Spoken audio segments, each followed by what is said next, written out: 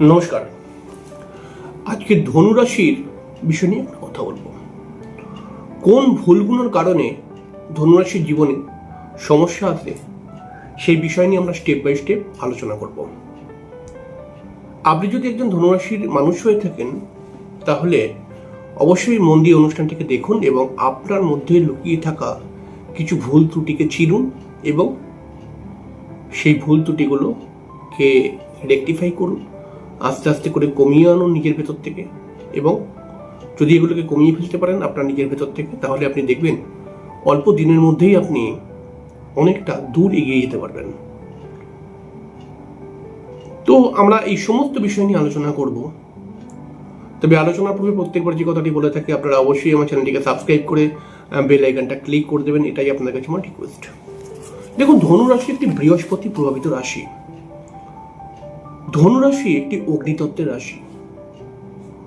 ধনুরাশি মহারাশির 9তম রাশি। যেহেতু এই রাশিটি বৃহস্পতি প্রভাবিত রাশি, তাই আমরা বলতে পারি ধনুরাশির মানুষরা ইন্টেলিজেন্ট হয়, বুদ্ধিমান হয়, হিসাবী হয় এবং প্রতিবাদী হয় এবং তার সঙ্গে সঙ্গে এরা জ্ঞান পিপাসু, অর্থাৎ আরও কিছু জানার একটা আগ্রহ এদের মধ্যে থাকে। ধনুরাশির মানুষদের মধ্যে কিন্তু অনেকটাই সাংসারিক গুণ দেখতে পাওয়া যায়। ধনুরাশির মানুষরা সাধারণভাবে পরিবার প্রেমী হয়ে থাকে। তবে কিছু ভুল ত্রুটিও এদের মধ্যে রয়েছে, যে ভুল ত্রুটির জন্য হয়তো যখন এই ভুলটা করছে তখন সমস্যা এলো না, কিন্তু এই সমস্যাটা পরবর্তী সময় সমস্যার আকারে এলোই এদের জীবনে। তো এরকম দেখা গেছে। তাই আপনার মধ্যে লুকিয়ে থাকা কিছু ভুল ত্রুটিকে আপনি চিনুন এবং সেটাকে যতটা পারুন ঠিক করার চেষ্টা করুন। এবং ভুল তো আলটিমেটলি ভুল, এবং সব রাশির মধ্যেই ভুল ত্রুটি থাকে। তবে সেটাকে ঠিক করে নেওয়াটাই হচ্ছে সব থেকে ভালো একটি পথ।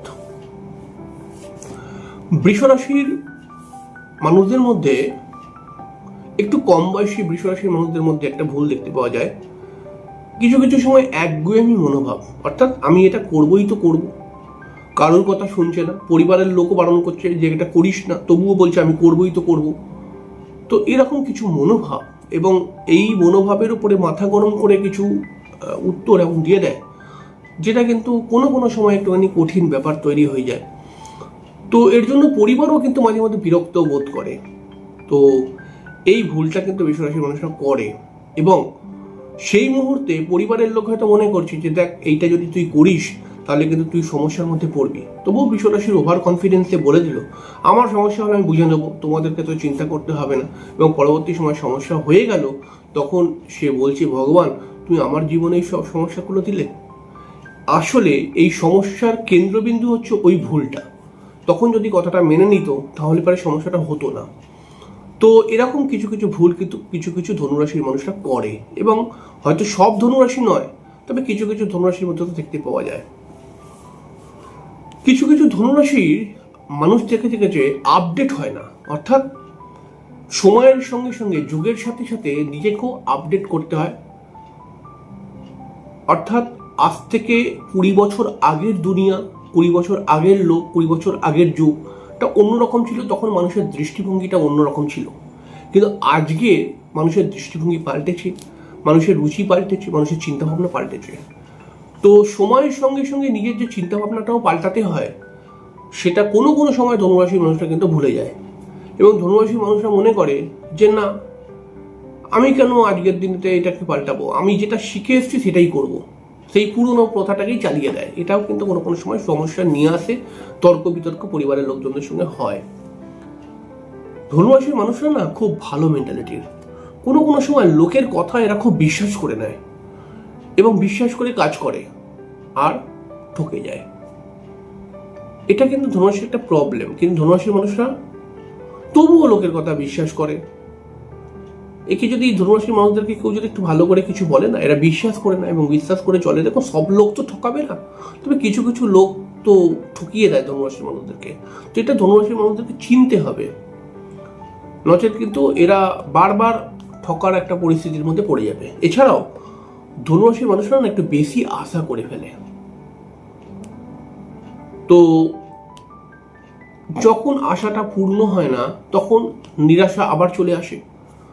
কিন্তু ধনুরাশির মানুষদেরকে দেখা গেছে এরা একটু বেশি আশা করে মানে একটু খুব আনন্দ থাকে, মনে হয় আমার এই কাজটা হয়ে যাবে বা এটা ঠিক হয়ে যাবে, বা মানে আমি আমার ফলটা পেয়ে যাব আশা করছি।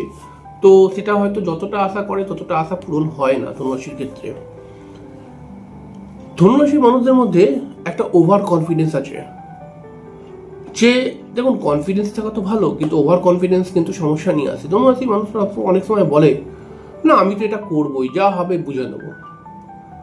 তো এই ওভার কনফিডেন্স ধনুরাশির মানুষদেরকে কিন্তু অনেক সময় ড্যামেজ করে দেয়। তো এই ওভার কনফিডেন্সটা থেকেও কিন্তু আপনাকে বাঁচতে হবে। সব ধনুরাশি না হলেও বেশ কিছু ধনুরাশির মধ্যে এই প্রবলেমটা দেখতে পাওয়া গেছে। ধনুরাশির মানুষ যারা হয় তারা কিন্তু সব ধরনের পরিবেশকে যে মানিয়ে নিতে পারে এরকম কিন্তু নয়। এদের মধ্যে একটা ইগো থাকে। এরা কিন্তু বিশেষ বিশেষ কিছু পরিবেশের মধ্যেই খাপ খাওয়াতে পারে, সব পরিবেশে খাপ খাওয়াতে পারবে না। এই সব পরিবেশে খাপ খাওয়াতে না পেরে কিছু সমস্যা তৈরি হয় এদের মধ্যে,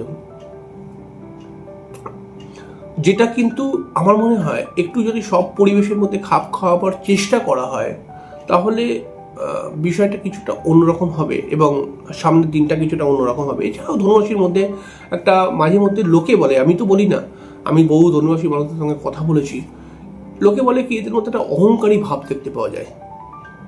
তো আমি এটা দেখি না, তবে অহংকারী নয়, মাঝে মধ্যে এর একটুখানি ইগো আছে তো এদের মধ্যে, যেহেতু বৃহস্পতি রাশি, সেই কারণে এদের কথার উপরে যদি ঠেস লেগে যায়, মানে এরা যেটা বলছে তার উপরে যদি আপনি একটা কাউন্টার কথা বলেন তাহলে এরা একটুখানি ঠেস পায় আর কি, এবং ভয়েসটাকে একটু চেঞ্জ করে দেয়। ঠিক আছে, তো এটা যে খুব ক্রিটিক্যাল পয়েন্ট আমি বলবো না, তবে এই পয়েন্টটাকে নিয়েও ভাবা উচিত আপনার। আর ধনুরাশির আর একটি পয়েন্ট রয়েছে যে এরা মাঝে মধ্যে পরিবারের আপন কিছু লোককে সাহায্য করতে গিয়ে পরিবারের কাছেই ঠকে যায়। এরকম দেখা গেছে অনেক ক্ষেত্রে, পরিবারের কোনো লোক বা চেনাশোনা কোনো লোক বন্ধু বান্ধবকে সাহায্য করতে গিয়ে সেখান থেকে ঠকে গেছে। এরা ভালো মন দিয়ে সাহায্য করতে গেল, কিন্তু তারপরে ওই লোকটা ঠকিয়ে দিল এদেরকে। এরকমও কিছু সমস্যা দেখতে পাওয়া যায় এদের মধ্যে। দেখুন, সমস্যা তো প্রত্যেকটি মানুষের মধ্যেই আছে, তবে সমস্যাকে বুঝে যদি আপনি সেই সমস্যাগুলোকে নিজেই ঠিক করতে পারেন তাহলে পরে কিন্তু অনেকটা মানে ভালো হবে আপনার জন্য। অল্প দিনের মধ্যে আপনি কিন্তু অনেকটা এগোতে পারবেন।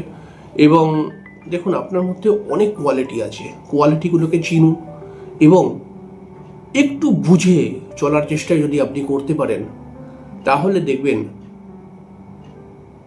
অল্প দিনের মধ্যে আপনি অনেকটা এগিয়ে যেতে পারবেন। আর লোকে বলবে তুই কি করে করতে পারলি এটা, তুই আগে একরকম ছিলিস এখন তো একদম চেঞ্জ হয়ে গেছিস, এই সমস্ত কথা বলবে।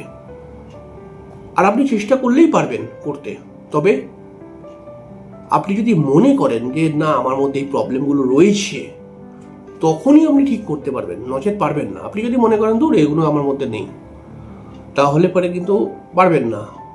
যদি আপনি মনে করেন যে হ্যাঁ আমার মধ্যে এই প্রবলেমগুলো আছে, তাহলে দেখুন প্রবলেম যেমন রয়েছে, প্রত্যেকটি মানুষের মধ্যেই প্রবলেম রয়েছে, সেটা ঠিক করারও কিছু পন্থা রয়েছে।